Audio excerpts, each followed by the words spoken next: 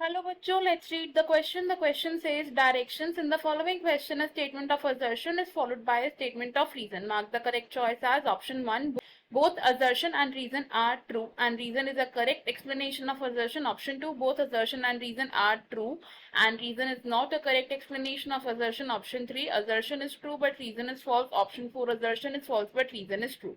Assertion: proton gradient is important for photophosphorylation. Reason: breakdown of proton gradient provide enough energy to cause a conformational change in the F0 particle of ATPase, which makes the enzyme to synthesize ATP.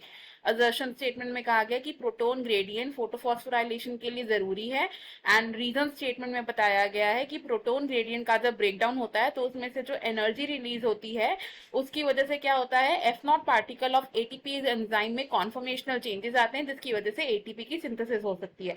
इस question में हमारा जो की concept use होगा that is chemiosmosis. की concept क्या है?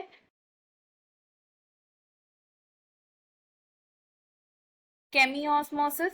Chemiosmosis में क्या होता है, तो केमियोस्मोसिस एक ऐसी बायोकेमिकल प्रोसेस है जिसमें एटीपी मॉलिक्यूल्स की सिंथेसिस होती है। अब केमियोस्मोसिस में ये एटीपी किस वजह से सिंथेसाइज हो रही है, क्योंकि एक प्रोटोन ग्रेडियंट डेवलप हो रहा है due to the development of proton gradient. अब अगर बात करें फोटोफॉस्फोराइलेशन की, तो फोटोफॉस्फोराइलेशन क्या होता है? फोटोफॉस्फोराइलेशन का मतलब होता है एटीपी की synthesis. It is the synthesis of ATP in presence of light. और एटीपी कैसे सिंथेसाइज हो रही है? By ADP, which is adenosine diphosphate, and inorganic phosphate, which is PI। तो क्या होता है, लाइट की प्रेजेंस में जब ADP एंड PI कंबाइन करते हैं तो ATP की सिंथेसिस होती है, इस प्रोसेस को हम बोलते हैं फोटोफॉस्फोराइलेशन। एंड फोटोफॉस्फोराइलेशन के लिए प्रोटॉन ग्रेडियंट डेवलप होना इंपॉर्टेंट है। तो केमियोस्मोसिस कैसे होती है क्लोरोप्लास्ट में ड्यूरिंग फोटोफॉस्फोराइलेशन, ये देखते हैं। तो ये क्या है, this is the thylakoid membrane, thylakoid thylakoid membrane of the chloroplast. यहां इस साइड प्रेजेंट है the stroma side and this side is the lumen side.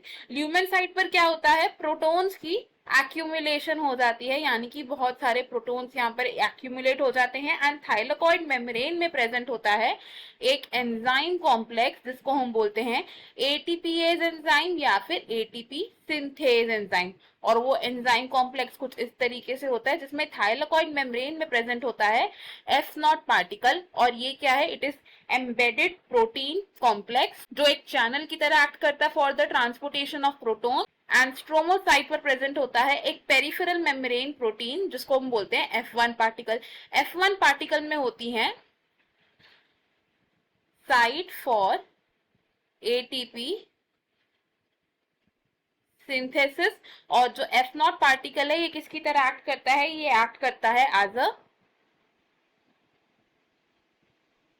Trans membrane channel की तरह एक्ट करता है। और ये पूरा एंजाइम कॉम्प्लेक्स क्या है, दिस इज एटीपीएज एंजाइम, या हम इसे बोलते हैं एटीपी सिंथेज एंजाइम कॉम्प्लेक्स। तो जब प्रोटोन ग्रेडियंट का ब्रेकडाउन होता है, breakdown of proton gradient, breakdown of proton gradient कैसे होता है, जब प्रोटॉन्स मूव करते हैं फ्रॉम ल्यूमेन टू स्ट्रोमा, और जब प्रोटॉन्स मूव करेंगे फ्रॉम ल्यूमेन टू स्ट्रोमा तो क्या होगा, ब्रेकडाउन ऑफ प्रोटोन ग्रेडियंट की वजह से जो F1 है इसके स्ट्रक्चर में कुछ चेंजेस आ जाएंगे। F1 में क्या होगा, कॉन्फॉर्मेशनल चेंजेस होंगे and breakdown of proton gradient की वजह से जो एनर्जी रिलीज हो रही है उसकी वजह से क्या होगा, एडीपी कंबाइन करेगा इनऑर्गेनिक फॉस्फेट के साथ एंड क्या बन जाएगा, एटीपी मॉलिक्यूल सिंथेसाइज हो जाएगा।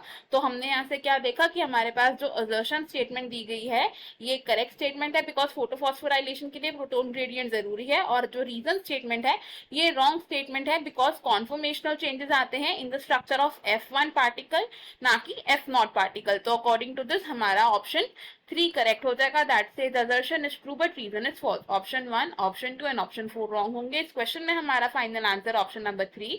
आई hope you have understood it well. Best of luck, thank you.